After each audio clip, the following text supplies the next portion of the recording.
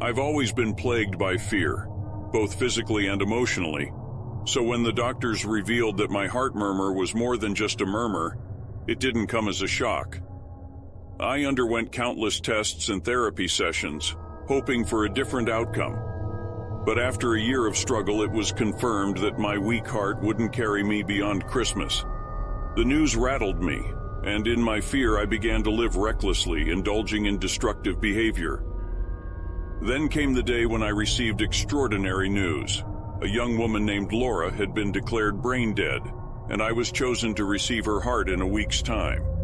I drove to the hospital cautiously, mentally preparing myself for the upcoming surgery. On the eve of the operation, thoughts of Laura consumed my mind. I couldn't shake off the desire to see the person who would be giving me a second chance at life.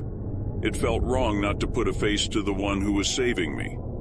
Armed with her name and the knowledge of her ward, I wandered the hospital corridors, taking my time to find her room. Finally, I reached the second-to-last room where Laura lay in her bed.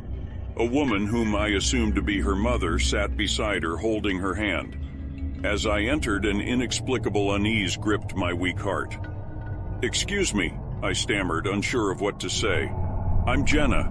I'm the person. I'm having surgery tomorrow and—" Laura's mother stood up, and from the look in her eyes, I knew she recognized me. "Thank you for visiting. I know it's strange, but a part of her will live on in you. I wanted to meet you," she said calmly, beckoning me closer. I sat down beside Laura, feeling a mix of helplessness and the need to connect. "How did she—" I began, but couldn't bring myself to finish the question. Laura's mother offered me a thin smile. "She was a care worker, dedicated to helping battered and abused women.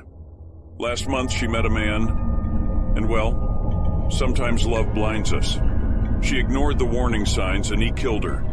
She devoted her life to those who needed her." Laura's mother looked down, and without thinking, I reached out and held Laura's hand, squeezing it gently. "I'm so sorry. I had a boyfriend once. He was similar. Someone like Laura convinced me to leave." Laura's mother gave me another half-smile, tears shimmering in her eyes. Suddenly, Laura squeezed my hand with an unexpected force. Her grip was tight, her fingernails digging into my skin. I recoiled, a mixture of horror and confusion on my face. Laura's mother looked at me calmly. "She does that sometimes, squeezes my hand. The doctors call it muscle spasms. Either way, there's none of Laura left in there anymore." I glanced at the fresh crescent-shaped marks on my hand, bleeding slightly.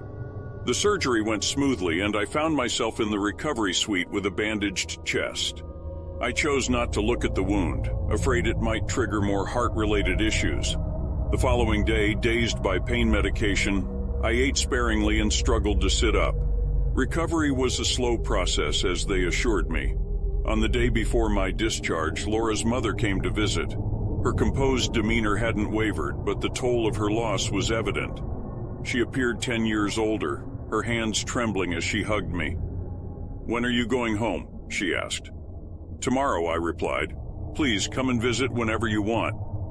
I started writing down my address when, from the corner of my eye, I glimpsed a flash of blonde hair disappearing through the doorway. It was the same vibrant blonde as Laura's. "Ow!" I exclaimed suddenly, feeling as though someone had squeezed my hand forcefully, almost crushing my bones.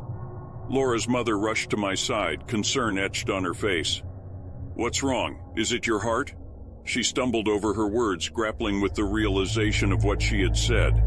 I tried to reassure her, promising to inform the doctors, and she left with a worried expression.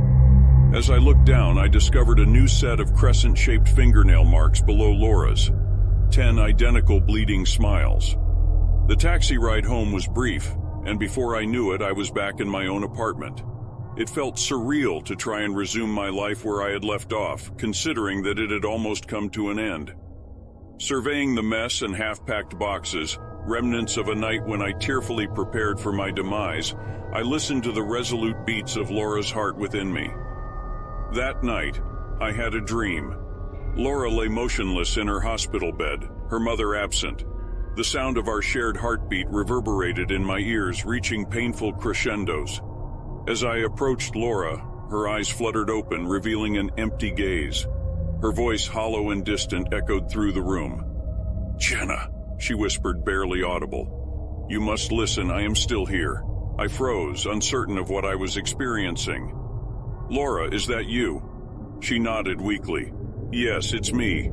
A part of me remains trapped within you, unable to move on." A mix of fear and curiosity coursed through my veins. "What do you mean? How is that possible?"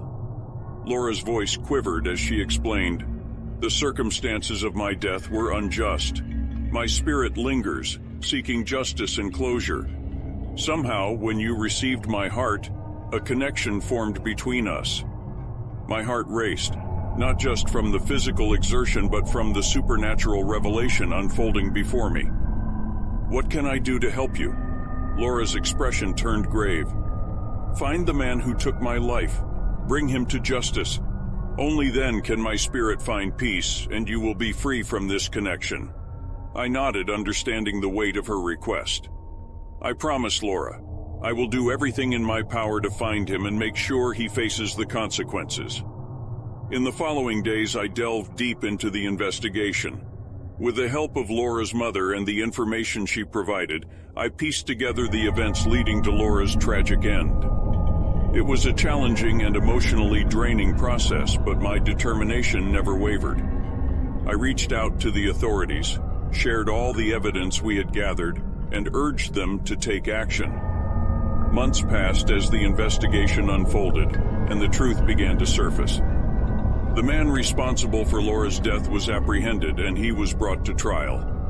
The courtroom became a battleground for justice, and I sat there, a living testament to the life that had been lost. The trial ended with a guilty verdict, and the weight that had been burdening my heart started to lift.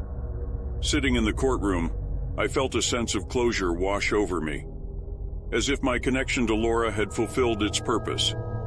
After the trial, I visited Laura's grave. I stood there, surrounded by silence, and thanked her for the strength she had given me. I vowed to live my life to the fullest, cherishing each beat of her heart that now resided within me. In the years that followed, I carried Laura's memory with me, remembering the woman who had dedicated her life to helping others.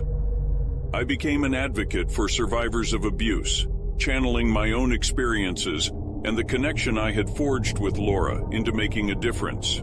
The fear that had once consumed me transformed into courage, born from the knowledge that I had overcome the odds and carried on Laura's legacy. I knew that her spirit would forever be a part of me, guiding me through life's challenges.